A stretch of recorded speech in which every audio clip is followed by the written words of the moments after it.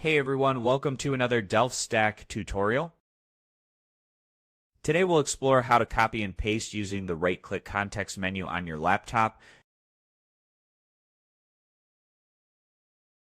First, highlight the text or file you want to copy by clicking and dragging your mouse over it or clicking once to select the file.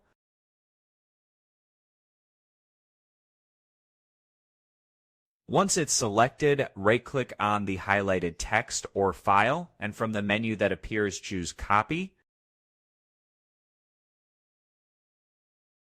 Now navigate to where you want to paste the item. This could be inside a document, a folder, or an email.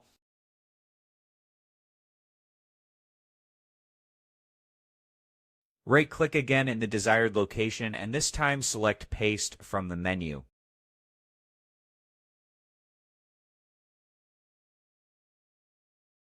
That's it. You've successfully copied and pasted using just the right-click menu.